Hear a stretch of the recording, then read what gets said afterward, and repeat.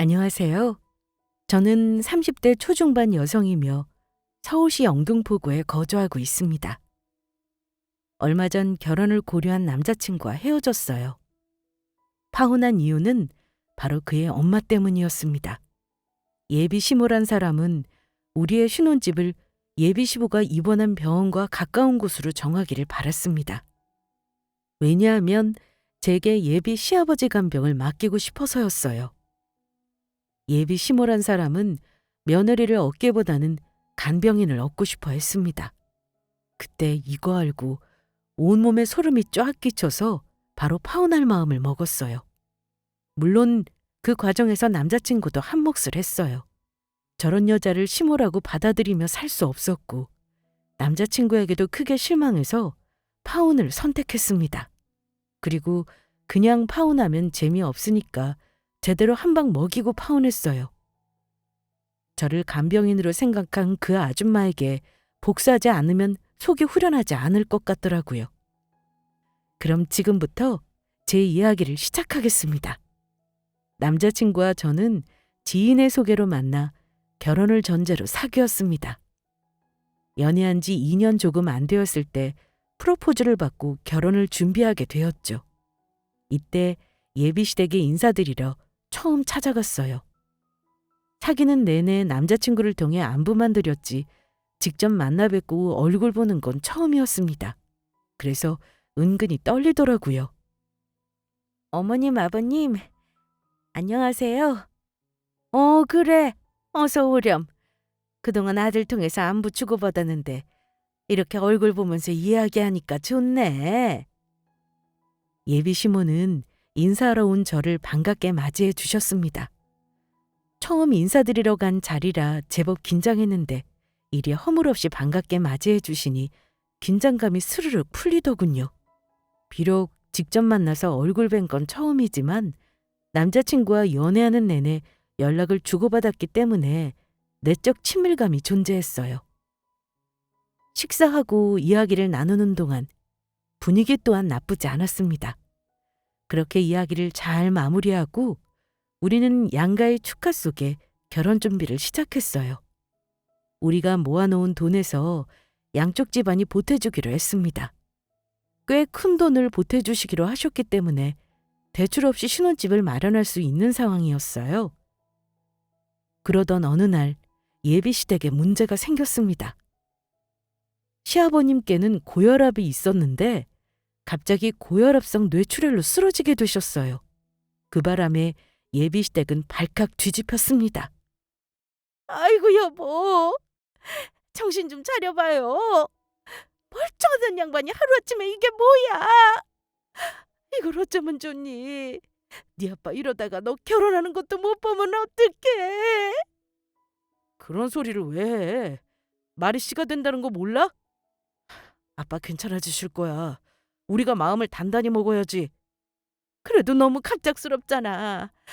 너도 알겠지만 네 아빠 혈압이 있어서 몸 관리를 얼마나 했는데 어떻게 이렇게 갑자기 쓰러질 수 있어? 엄마 너무 무서워. 이러다 네 아빠 영영 못 일어날까 봐 겁나서 죽겠어. 이 일을 어떻게 하면 좋니? 갑작스런 예비 시부의 쓰러짐. 이날 이후 시댁은 아버님의 건강만 생각하게 되었습니다. 저는 몰랐는데 이때 예비 시댁의 가정사에 관해서 자세히 알게 되었어요. 아버님은 어릴 적부터 몸이 약하셨다고 합니다. 그래서 병원 시세를 많이 지기도 했고 늘 몸 관리에 힘쓰셨어요. 그럼에도 불구하고 지병을 앓게 되면서 결국 쓰러지게 되셨죠. 선천적으로 약하게 태어난 탓에 어쩔 수 없는 결과인 걸까요? 아무튼 이 일로 예비 식구들은 아버님 걱정에 한숨이 늘어났습니다. 물론 남자친구도 그러했고요. 한참 결혼 준비하며 바쁘게 보내던 참이었는데 아버님의 일로 결혼 준비에 설레임은커녕 좋은 티 하나 내지 못하고 눈치 보며 준비해야 했습니다. 남자친구 대신 제가 다 알아보고 챙기면서 준비했던 것 같아요. 그러다가 며칠 후 예비 시모가 중요하게 할 말이 있으니 잠깐 보자고 하더군요. 그래서 남자친구와 함께 예비 시댁으로 향했습니다. 어머니, 자 왔어요. 세상에, 얼굴이 저번보다 더 안 좋으세요. 아버님 일로 마음 많이 쓰이시죠? 말도 마라. 애 아빠 때문에 잠도 못 자고 밥도 안 넘어가. 그래도 잘 챙겨두셔야죠. 이러다 어머니까지 쓰러지시면 어떡해요. 걱정하지 마렴. 그래봤자 애 아빠만 하겠니. 참, 그나저나 중요하게 할 말이 있어서 오라고 했어. 다른 건 아니고 너희 결혼 말이야. 신혼집 얻을 때 예비 사돈댁이랑 같이 보태주기로 했는데 아무래도 어려울 것 같아. 마음 같아서는 보태주고 싶은데 보태줄 상황이 안 되네. 너도 알겠지만 애 아빠가 갑자기 쓰러졌잖니. 겨우 의식은 차렸지만 일상생활이 어렵고 앞으로 계속 병원 신세 지면서 살아야 할 텐데 한푼이 아쉬운 상황 아니겠어? 네 아빠 지병 때문에 제대로 된 보험도 없는 마당에 앞으로 병원비로 들어가는 돈을 어떻게 감당하니? 아무튼 보태주겠다는 약속 지키지 못하게 됐어. 어쩔 수 없는 사정이니까 이해해 주렴. 예비 시모의 말에 우리 둘은 어떠한 말도 할 수 없었습니다. 신혼집 마련할 때 모자라는 돈은 대출받아서 진행해도 되는 문제이기 때문에 상관없지만 예비 시부의 문제는 꽤 걱정스럽더라고요. 시모의 말처럼 아버님은 지병 때문에 제대로 된 보험 하나 가입이 안 되었는 상황이었습니다. 그래서 병원 비용을 고스란히 부담해야 했죠. 그래서 남자친구와 저는 그런 시모에게 걱정하지 마셔라. 우리는 괜찮다고 위로했습니다. 시모가 이런 말을 꺼내기 전에 우리가 먼저 말을 꺼냈어야 했는데 그러지 못한 것이 죄송스럽더라고요. 우리가 생각이 짧았어. 신혼집은 알아서 할 테니까 아버님 치료에 전념하시라고 해야 하는데. 아니야. 내가 생각을 잘못한 거지. 자기는 우리 아빠가 제대로 된 보험이 없는 걸 몰랐잖아. 자식으로서 내가 헤아리고 말씀드렸어야 하는 건데 내가 잘못한 거야. 아무튼 이제 어쩌지? 신혼집 마련하려면 대출받아야 할 것 같은데. 그래. 까짓 거 받으면 되지 뭐. 대출이 나쁜 것도 아니고 대출 없이 결혼하는 부부들 거의 없잖아. 아버님 일로 식구들 마음이 다 안 좋은데 우리 문제는 우리가 알아서 하자. 그게 맞는 것 같아. 장인어른 장모님께는 어떻게 말씀드리지? 그건 걱정하지 마. 내가 알아서 말씀드릴게. 다른 일도 아니고 아버님이 쓰러지신 건데 충분히 이해해 주실 거야. 남자친구는 이번 일로 저희 부모님께 죄송스러워했지만 저는 괜찮다며 위로했습니다. 다른 것도 아니고 건강 문제로 예비 시부가 쓰러지신 건데 그거 하나 이해 못 해주실 분들이 아니었어요. 저는 부모님께 이 사실을 전했고 역시나 제 예상대로 괜찮아 하셨습니다. 상황이 어려운데 뭐라도 도움이 돼야 하지 않겠냐면서 예비 사돈댁에는 걱정하지 말라는 말을 당부하셨어요. 그러면서 한 가지 이야기를 덧붙였습니다. 신혼집을 마련을 다 부모님께서 책임지시겠다고요. 엄마랑 아빠가 신혼집을 마련해 준다고? 아니 뭐하러. 우리 그냥 대출 받으면 되는데. 지금 예비 사돈댁 사정이 어려운데 대출은 더더욱 안 되지. 언제까지 병원 신세 질지 모른다며. 약이며 병원비며 돈이 만만치 않게 들 텐데 너희들이 힘이 되어드려야지. 대출 받으면 대출금 갚는다고 저축이며 뭐며 그럴 여유가 있겠어? 갚을 돈이 없어서 여유가 있을 거 아니니. 신혼집은 엄마랑 아빠가 알아서 준비할 테니까 걱정할 거 없어. 엄마랑 아빠가 뭘 어떻게 준비하려고. 집값이 한두 푼도 아닌데. 아이고 걱정하지 마. 엄마 아빠가 그 정도 능력도 없을까 봐? 의리의리하고 좋은 집은 아니지만 그래도 적당한 집 한 채 사줄 여유는 돼. 그러니까 너는 아무 걱정 없이 결혼 준비해. 김서방 마음 복잡할 텐데 신경 쓰이지 않게 되도록 네 선에서 해결하고. 부모님은 전적으로 예비시댁 입장을 헤아려 주셨습니다. 저는 그런 부모님께 너무도 감사했어요. 나중에 우리가 시댁 상황이 어려울 때 기꺼이 도와줘야 하지 않겠냐며 한 수 앞까지 생각하시는 게 대단하기까지 했습니다. 부모님께 감사하다고 말씀드렸고 꼭 보란 듯이 잘 살겠다고 약속드렸어요. 이 사실을 알게 된 남자친구 역시 부모님께 너무도 감사해 했고요. 이 소식을 듣게 된 예비 시모 또한 저희 부모님께 감사한 마음을 가지셨어요. 너무도 잘 됐다며 걱정을 한시름 놓았다고 좋아하셨습니다. 그러더니 신혼집을 어디로 얻을 거냐고 물어보셨어요. 그래서 신혼집은 어디로 얻을 생각이니? 글쎄요, 아직 정한 곳은 없어요. 앞으로 차차 알아봐야죠. 부모님도 괜찮은 곳으로 알아보신다고 하셨어요. 그래? 그럼 알아볼 것 없이 우리 집 근처로 얻으렴. 우리 집에서 애 아빠 병원까지 가깝잖니. 앞으로 간병하려면 가까운 게 최고지. 그래야 너도 편하지 않겠니? 간병이요? 어머니, 그게 무슨 말씀이세요? 간병이라고 하면 혹시 아버님 간병을 말씀하시는 건가요? 어머, 뭘 그렇게 놀라고 그래? 며느리로서 아픈 시아버지 모시는 건 당연한 거지. 너 혹시 네 시아버지 나몰라라 할 작정이었니?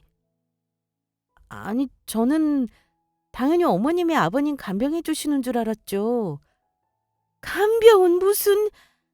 이 나이에 다 늙어서 간병을 어떻게 하니?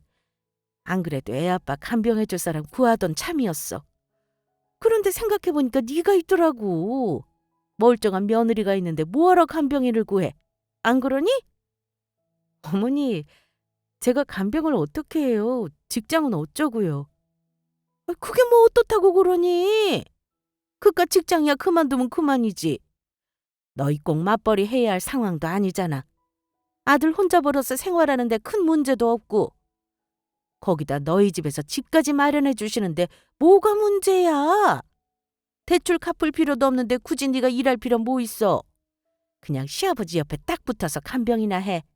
신혼집 위치는 우리 집에서 가까운 곳으로 얻는 게 좋겠다고 사부인께 말씀드리마. 어머니, 그건 아니죠. 갑자기 일을 관두고 저한테 간병을 하라니요. 그동안 전혀 아무 말씀 없으셨잖아요. 갑자기 이렇게 말씀하시니 당황스럽네요. 저는 아버님 간병할 생각을 전혀 안 하고 있었어요. 그럼 이제라도 해보면 되겠구나. 갑작스러워 당황스러운 거 이해하는데 미래를 생각하면 이 방법이 최선이야. 너도 알겠지만 애 아빠 보험 적용 안 돼서 앞으로 나갈 돈이 천지야. 그럼 조금이라도 아껴야지. 간병인 고용할 돈으로 더 값진 곳에 쓰면 좋잖니. 돈 좀 아껴보겠다고 이 나이에 내가 간병하는 건 아닌 것 같고 젊디 젊은 네가 도와줘야 하지 않겠니? 사정이 어려운 건 잘 알지만 그래도 이건 말이 안 돼요. 저는 일을 관둘 생각도 없고 아버님 옆에서 24시간 붙어서 간병할 생각도 없어요. 죄송하지만 저는 무리예요. 그냥 간병인 고용하세요. 남편이랑 제가 반 이상 부담할게요. 비록 예비시댁은 아무것도 보태준 게 없지만 남자친구를 생각하면 기꺼이 간병비를 부담할 생각이 있었습니다. 남자친구와 제가 벌이가 나쁜 편도 아니었고 기꺼이 감수할 능력이 있었어요. 무엇보다 일을 그만두고 간병인을 서고 싶지 않았습니다. 아버님께는 죄송스럽지만 죽어도 그럴 수 없었습니다. 코로나 때문에 외부 외출도 어렵고 24시간 내내 옆에서 간병해야 하는데 그게 어디 말처럼 쉽냐고요. 또 결혼하면 우리는 신혼부부잖아요. 신혼생활에 간병인 생활이 웬 말이냐고요. 그래서 시모에게 너무도 싫다고 강력히 부인했습니다. 예비 시모는 이것밖에 방법이 없다면서 저더러 희생을 감수하라고 했습니다. 그게 며느리의 도리라는 말로 포장하면서요. 아무리 말해도 말이 통하지 않아서 나중에 이야기하자며 자리를 박차고 나왔습니다. 그리고 남자친구에게 이 일을 어쩌면 좋냐고 저 대신 시모를 설득해달라고 했어요. 그런데 남자친구의 반응이 어이없었습니다. 당연히 제 편을 들어줄 줄 알았는데 시모와 같은 생각을 하고 있었어요. 이게 무슨 마른 하늘의 청천벽력이야? 잘 다니는 회사를 그만두고 어떻게 아버님 간병을 할 수 있어? 아무리 말해도 어머님 들은 채도 안 하시니까 자기가 나 대신 말씀드려봐. 그래도 나보다는 자기가 낫겠지. 아빠 간병하는 게 그렇게 싫어? 뭐? 그건 또 무슨 소리야? 자기 설마 어머님이랑 같은 생각인 거야? 내가 정말 회사 일 그만두고 간병하기를 원해? 엄마 말씀대로 미래를 생각하면 그게 최선이잖아. 아빠 언제까지 병원 신세 질지 몰라. 앞으로 약값에 병원비까지 얼마나 들지 모른다고. 엄마 연세도 있으신데 젊은 자기가 간병하는 게 맞잖아. 자기는? 거기서 왜 자기는 제외하는 건데? 에이, 여자랑 남자는 다르지. 어차피 나중에 애 가지면 자기 휴직할 생각이었잖아. 그건 말 그대로 육아지. 아버님 간병이랑 육아는 달라. 그거나 회사 쉬는 건 똑같지 뭐. 회사 그만두고 주부하는 여자들 많잖아. 반면에 남자가 전업주부하는 거 봤어? 남자인 내가 뭘 할 줄 안다고. 엄마 말씀처럼 나만 돈 벌면 되지. 그리고 우리 먹고 사는데 큰 지장 없고 예비 장인 장모님이 집 마련해 주시니까 갚을 것도 없고 우리 둘만 먹고 살면 되는데 뭐. 이참에 회사 그만두고 간병하면서 전업주부해. 저번에 나한테 회사 일 힘들다고 그랬잖아. 그만두고 편히 쉬면 자기한테도 좋은 거 아니야? 그걸 말이라고 하니? 회사 일 힘들다고 한 거는 남자친구니까 그냥 조금 툴툴댄 거지. 애인끼리 그 정도는 얼마든지 할 수 있잖아. 아무리 힘들어도 그만둘 정도는 아니라고. 그리고 여기서 남자 여자를 왜 나눠? 자기 무슨 꼰대니? 요즘 시대에 남자가 하는 일, 여자가 하는 일이 어디 있어. 남자도 전업주부 하는 사람들 많아. 난 자기가 이렇게 꽉 막힌 사람인 줄 몰랐어. 어머님보다 젊고 며느리니까 당연히 간병해야 한다는 것도 어이없고 내 뜻은 조금도 헤아리지 않는 것도 실망스러워. 뭐가 또 어이없고 실망스러워. 나는 그저 현실성 있게 생각한 거지. 집안일이면 애 양육하는 거 아무래도 나보다는 자기가 낫잖아. 엄마와 나는 최선을 생각하는 거야. 어차피 나중에 휴직해 늙고 그냥 미리 쉰다고 생각하면 안 돼? 그리고 실망스럽고 서운한 건 되려 나야. 엄마가 그렇게 말씀하셨을 때 나는 자기가 기꺼이 따르겠다고 할 줄 알았어. 다른 사람도 아니고 우리 아빠잖아. 이렇게 열을 낼 정도로 간병하기 싫어? 우리 아빠가 자기한테는 고작 귀찮은 사람일 뿐인 거야? 정말 그렇게 안 봤는데 너무하다. 어이없고 열을 내야 하는 건 저인데 순식간에 남자친구가 가로채갔습니다. 저를 무슨 아픈 시부 나 몰라라 하는 천하의 못된 며느리로 만들더군요. 이날 우리는 아무것도 해결되지 못한 채로 집에 돌아갔어요. 서로의 입장만 주장하면서 끝없는 말싸움을 이어갔습니다. 누구 하나 굽힐 것 같은 상황이 아니어서 더 이상 이야기하기 싫다고 말하고 집으로 돌아왔어요. 그리고 이때부터 서로 어떠한 연락도 하지 않았습니다. 시모는 그렇다 치고 남자친구한테 단단히 감정이 상했습니다. 남자친구도 그런지 먼저 연락하지 않았죠. 그렇게 며칠이 흘렀습니다. 저는 계속해서 답답함과 복잡한 마음을 안고 지냈어요. 음식도 잘 안 넘어가고 잠도 설쳤습니다. 정말 별의별 생각을 다 했어요. 남자친구의 말처럼 내가 너무한 걸까? 진지하게 처지 바꿔서 고민도 해봤습니다. 그런데 아무리 생각해봐도 저는 잘못한 게 없는 것 같더라고요. 오히려 일방적으로 굴고 제 입장은 조금도 생각하지 않은 예비 시모한 남자친구가 원망스러웠습니다. 젊은 여자고 며느리니까 당연히 간병해야 한다는 그 생각이 미래를 위해서 내가 기꺼이 희생을 감수하라는 그 생각이 너무도 괘씸했습니다. 이쯤 되니 결혼마저 고민스럽더군요.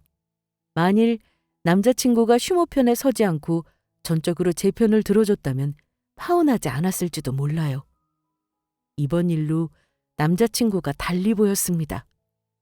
내 남자는 안 그런 줄 알았는데 시댁밖에 모르는 인간이었어요. 그때까지도 남자친구에게는 어떠한 연락도 없었습니다.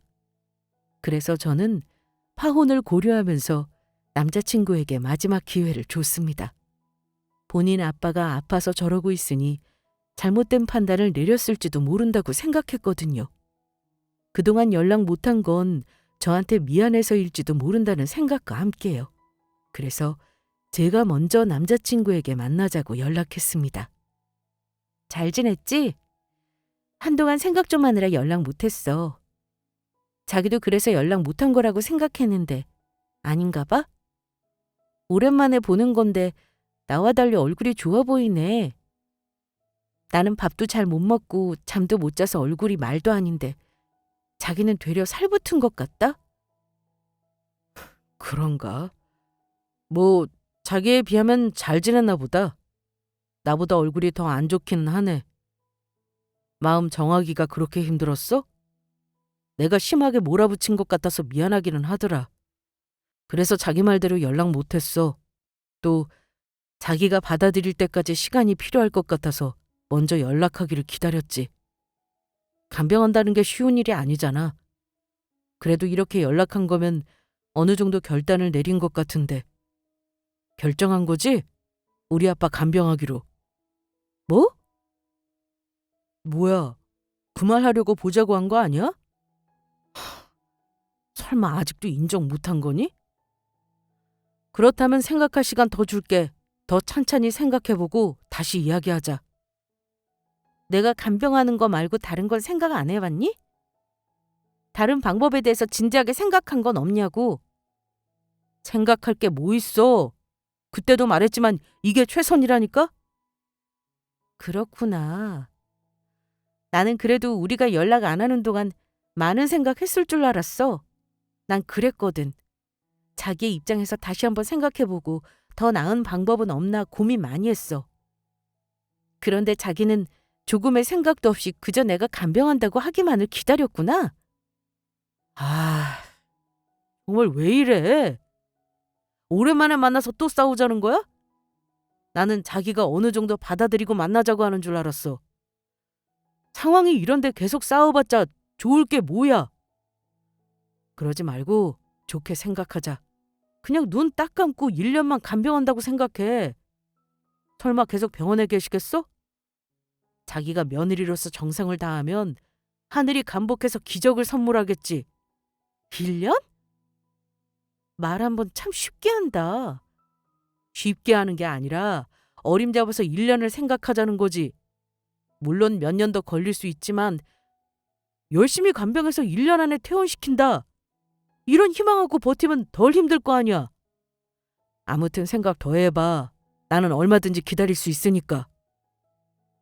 저는 마지막 기회를 주고 싶었던 건데 남자친구는 그 기회를 발로 뻥 차버렸습니다. 더 이상 들을 것도 없었어요. 아, 얘는 내 생각 따위는 조금도 안 하는구나 알 수 있었습니다. 연락 안 하는 시간 동안 저에 대한 미안함이나 후회 같은 건 눈꽃만큼도 없었던 거고 저와 달리 잘 먹고 잘 자며 지냈어요. 이런 놈한테 기회를 주다니. 제가 참 어리석었다는 생각을 하게 되었습니다. 한편으로는 고맙기도 하더라고요. 확실하게 마음 정리할 수 있게 도와줬으니까요. 이로써 저는 마음 정리 다 끝났습니다. 그리고 결심했어요. 이 결혼을 업기로 말이죠. 그런데 그냥 파혼하자고 선언하고 끝내기에는 뭔가 아쉽더라고요. 그들은 그동안 저를 정신적으로 참 힘들게 했잖아요. 그 덕에 밥도 못 먹고 잠도 못 자는데 쉽게 파혼하는 건 아닌 것 같았습니다. 그래서 어떻게 골려줄까 생각하다가 이에는 이, 눈에는 눈, 그들과 똑같이 굴기로 생각했어요. 끝내더라도 약 올리다가 제대로 한 방 먹이면 제 속이 후련할 것 같았습니다. 그렇게 며칠 후 저는 남자친구와 시모를 찾아갔어요. 푸석하고 안 된 얼굴과 눈물을 한껏 장전하고 말이죠. 아니, 네가 여기는 무슨 일이니? 가만히 있어봐. 얼굴은 또 왜 그 모양이야? 아유, 우리 아들이랑 싸우느라 마음고생 많았나 보네. 그러게 그냥 좋게 간병한다고 할 것이지 뭐하러 고집을 부리고 그래? 어차피 이렇게 제 발로 찾아올 거. 자기 그동안 많이 힘들었구나. 저번에 만났을 때보다 더 안 좋네. 그러게 뭐하러 그랬어. 그냥 마음 편히 인정하면 좋잖아. 그러게? 자기 말대로 마음 편히 인정할 걸. 시아버지 간병하기 싫어서 고집 부린다고 하늘이 노하셨나 봐. 나한테 이런 시련을 다 주시고 말이야. 자기하고 어머니한테 중요하게 전할 말이 있어서 왔어. 그래, 드디어 마음 정한 거야? 아빠 간병하기로? 아이고, 잘 생각했다. 네가 생각해도 이게 최선이지? 그래, 잘 결정했어. 가족끼리 서로 돕고 살아야지. 가족이 아픈데 간병하기 싫다고 불편하면 못 쓰지. 그건 진정한 가족이 아닌 거야. 아무튼 이제라도 생각이 바뀌었다니 참 다행이구나. 저는 간병할 마음이 조금도 없는데 남자친구와 시모는 제가 간병하기로 결정한 줄 알고 북치고 장구치더군요. 저는 그런 둘 앞에서 곧 죽을 듯 심하게 기침하며 아픈 척 연기했어요. 그러자 남자친구가 걱정스런 표정으로 괜찮냐고 물어봤습니다. 그때 한껏 감정을 올려서 눈물을 글썽거리며 말했어요. 자기야, 괜찮아? 아니, 몸이 이 지경 되도록 버티면 어떡해? 그깟 간병이 뭐라고? 그러니까. 약은 먹었어? 아무래도 안 되겠다. 얼른 병원 가자. 보아하니 약도 안 먹은 것 같은데 먹고 한숨 푹 자자. 그럼 금방 나을 거야. 그럴 것 없어. 약 먹어도 소용없으니까. 뭐? 그게 무슨 소리야? 소용없다니? 나 암이래. 몸이 심상치 않아서 이미 병원 다녀왔어. 암이라고? 그 정말이야? 그래. 안 믿기지? 나도 안 믿겨. 암이라는 소리를 들어도 실감이 안 나. 차라리 다 거짓말이었으면 좋겠어. 내가 뭘 그렇게 잘못했다고 이런 시련을 겪어야 하는 걸까? 제 말에 두 사람은 입을 쩍 벌리며 한껏 놀란 표정을 지었습니다. 갑작스런 암 고백에 아무래도 놀랐겠죠. 제 신들린 연기 탓에 조금도 의심하지 않았고 남자친구는 크게 한숨을 내쉬었습니다. 힘들어하는 저를 보며 이를 어쩌면 좋나 고민하는 모습도 보였어요. 저는 이때다 싶어서 그동안 생각한 말을 술술 꺼냈습니다. 암이라고 하니까 많이 놀랐지? 하긴 나도 믿기지 않았는데 어머님이랑 자기는 오죽하겠어. 그렇지만 사실이야. 나 암 선고받은 거 맞아. 그래도 다행히 심한 건 아니라서 고칠 수 있다더라. 젊어서 진행 속도가 빠르긴 하지만 희망을 안고 노력하면 얼마든지 좋아질 수 있다고 응원해 주시더라고. 나 이제부터 일 관두고 나한테만 전념할 거야. 하루빨리 나와서 웨딩드레스 입어야지. 그래서 말인데 신혼집 말이야. 어머님 말씀대로 시댁에서 가까운 곳으로 얻으려고. 나도 아버님처럼 이 병원에 입원할 생각이거든. 집에서 이 병원까지 가깝기도 하고 시댁과도 코다울 거리니까 자기도 그렇고 어머님도 덜 힘드시지 않겠어? 내가 아버님 간병하면 좋지만 몸이 이 지경이라 그건 어려울 것 같고 어머님이 고생하셔야지 뭐. 그나저나 어머님 죄송해서 어떡해요. 졸지에 아버님이랑 저까지 간병하게 생기셨네요. 아니, 너 지금 그게 무슨 소리니? 내가 누구랑 누구를 간병해? 저랑 아버님이요. 당연히 어머니께서 간병하셔야죠. 어머, 내가 왜 널 간병하니? 애아빠는 남편이니까 그렇다 쳐도 너는 나 말고도 간병해줄 사람 많잖아. 그렇게 생각하세요? 저는 아무리 생각해도 어머님밖에 없는데 남편은 일해야 하고 저희 부모님은 두 분 모두 디스크가 있어서 간병하기 무리세요. 연세는 있으시지만 그래도 어머님은 멀쩡하시잖아요. 그러니 간병해줄 사람이 어머님밖에 더 있어요? 그래도 내가 어떻게 두 사람이나 간병해? 사돈하고 사부인이 번갈아 가면서 천천히 하시면 되지. 아니면 아들이 몇 달 휴직 깨내고 돌봐도 되잖아. 젊으니까 금방 나을 거 아니야. 요즘 기술이 좋아서 웬만한 암은 다 이겨내더라. 그건 어머님 생각이고요. 저도 그랬으면 좋겠지만 암이란 게 감기처럼 약 먹고 낫는 병도 아니잖아요. 저 봐줄 사람은 어머님밖에 없어요. 아무리 생각해도 이게 최선이란 말이에요. 저희 부모님은 디스크이시고 남편은 돈 벌어야 하잖아요. 그럼 어머님뿐인데 어쩌겠어요? 그렇다고 간병인 고용하는 것도 부담스럽고. 그렇지 자기야. 어? 뭐 그렇기는 한데. 거봐요. 남자친구도 그렇다고 하잖아요. 이것보다 더 좋은 방법이 있으면 그렇게 하겠지만 저는 이게 최선이라 생각해요. 아까 어머님이 그러셨죠. 가족이 아픈데 간병하기 싫다고 불편해하면 못 쓴다고. 저 곧 이 집안 며느리 되는데 미리 가족처럼 생각해 주셔야죠. 저한테 말씀하셨던 것처럼 행동으로 보여주세요. 아휴, 그래. 내가 그렇게 말하기는 했다만, 아유, 몰라. 아무리 그래도 내가 어떻게 두 사람이나 간병하니. 그리고 너는 아직 젊고 생활하는데 별 이상 없잖아. 혼자 잘만 걸어 다니는구만 뭘. 어머니, 사람 일 모르는 거예요. 지금은 큰 무리 없다지만 나중에 시간 지나서 어떻게 될 줄 알고요. 아무래도 암 환자니까 조심해야 하잖아요. 병원에서도 간호할 사람이 있어야 한다고 했고요. 아니, 아무리 그래도 내가 어떻게 당장은 힘드시겠지만 부탁드릴게요. 제가 의지하고 믿을 사람이라고는 어머님밖에 없어요. 우리는 앞으로 가족들 사이니까 제 간병해 주실 거죠? 그렇죠, 어머니? 그럼 저는 그런 줄 알고 신혼집 가까운 곳을 알아볼게요. 정말이지 좋은 시어머니 만난 것 같아요. 세상에 며느리 간병해주는 시어머니가 어디 있겠어요? 제 말에 시모와 남자친구는 똑먹은 표정을 지었습니다. 특히나 시모의 표정이 압권이었어요. 남자친구는 머리만 극적거리며 한숨을 쉬었고 시모는 현실을 부정하는 표정이었습니다. 망연자실한 제가 머릿속으로 수도 없이 보고 싶었던 바로 그 표정이요. 어찌나 통쾌하던지 삐져나오는 웃음 겨우 참았네요. 그렇게 걸리지도 않은 암에 걸렸다고 거짓말하고 예비시모에게 제 간병을 맡겼어요. 아니, 거의 떠넘기듯 했습니다. 처음에는 본인이 어떻게 간병하냐며 펄쩍 뛰었지만 도무지 방법이 없으니까 울며 겨자 먹기로 간병해야 하나 고민하더라고요. 저는 그저 그 모습을 지켜볼 뿐이었고요.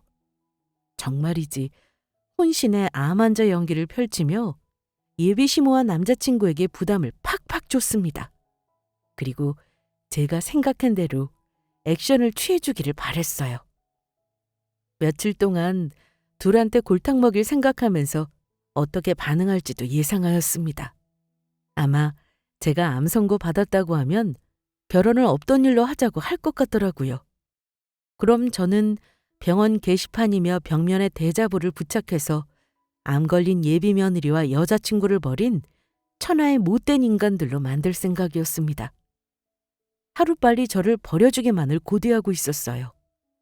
그렇게 며칠 후 남자친구는 조용한 곳에서 따로 만나자고 했고 제게 미안하다며 결혼은 없던 일로 해야 할 것 같다고 말했습니다. 역시나 제 예상이 맞았어요. 제가 예비시부 간호하는 건 마땅한 일이고 본인들이 저를 간호하는 건 죽어도 있을 수 없는 일인가 봅니다. 그래도 양심은 있는지 제 얼굴을 똑바로 바라보지도 못하고 미안하다고 하길래 알았다고 했어요. 그리고 그 다음 날 미리 준비해 놓은 대자보를 병원 곳곳에 부착했습니다. 미리 작성한 글도 병원 게시판에 쫙 뿌렸고요. 그런 다음 대놓고 욕 얻어먹게 해주고 싶어서 세상 불쌍한 몰골로 병원에 찾아갔어요. 병원은 이미 제가 부착한 대잡으로 난리가 난 상황이었습니다. 저는 눈물을 한껏 장전하고 남자친구의 아빠가 있는 병실 문을 열었습니다. 어머니, 자기야. 아니 너 마침 잘 왔다. 병원 벽에 붙여진 거 네가 그런 거니? 병원 게시판에 착성한 글도 네가 그런 거냐고? 네, 제가 했어요. 뭐야? 이게 미쳤나? 네가 몸 관리 못해서 암 걸려놓고 누구 탓을 해? 어떻게 그런 말씀을 하실 수 있으세요? 제가 뭐 암에 걸리고 싶어서 걸렸나요? 정말 너무하시네요.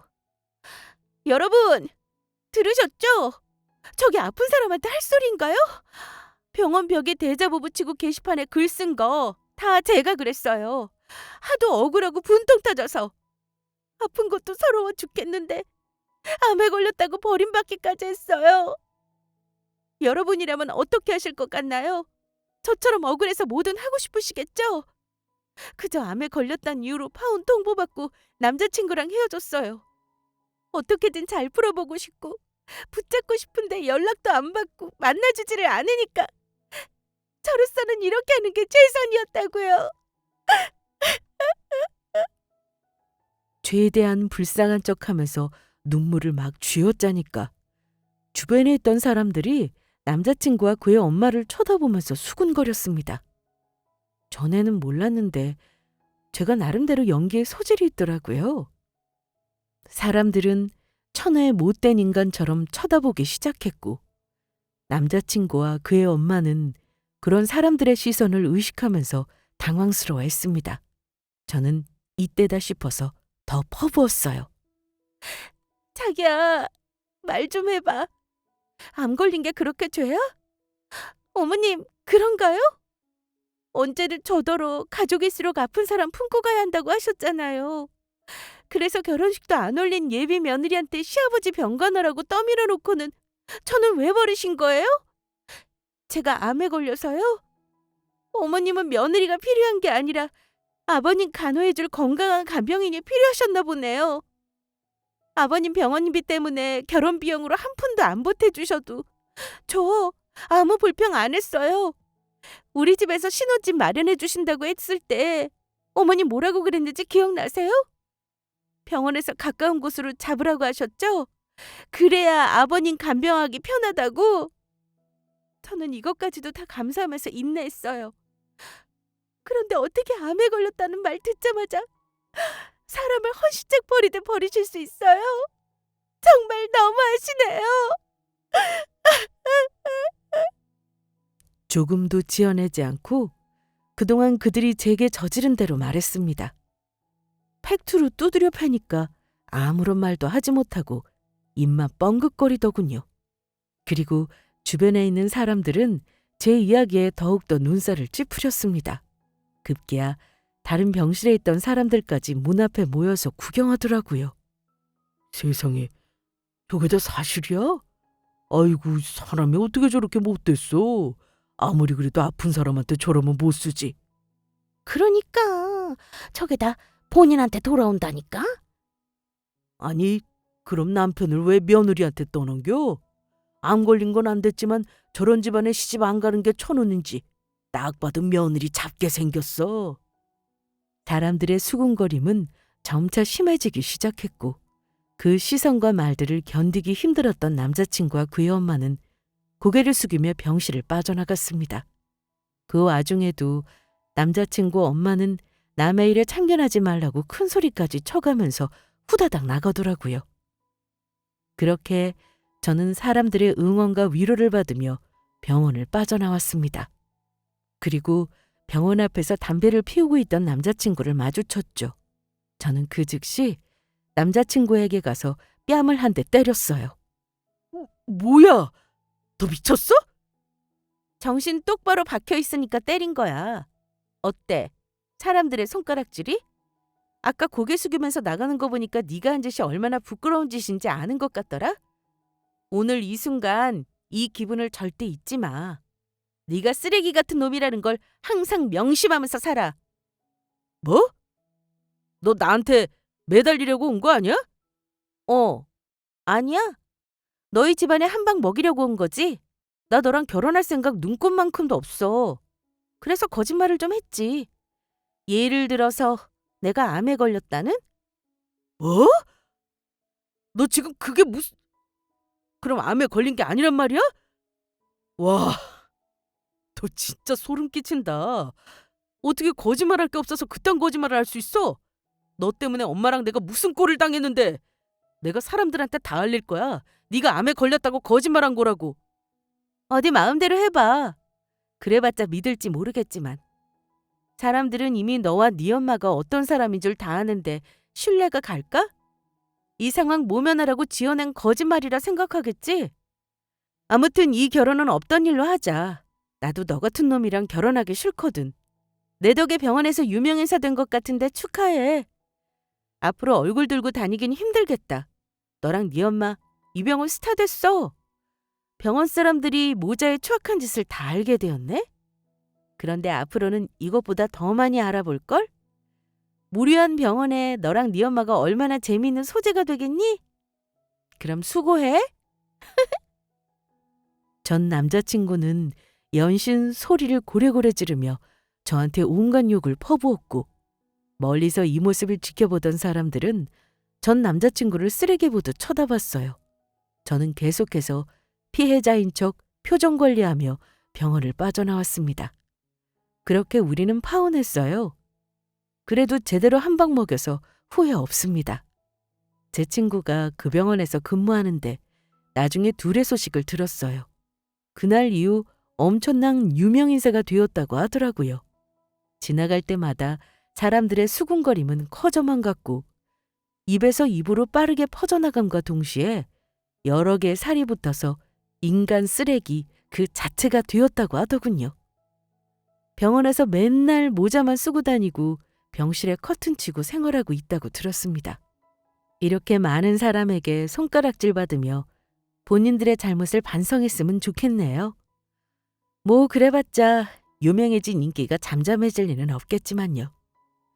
그럼 지금까지 저의 긴 사연 들어주셔서 감사합니다.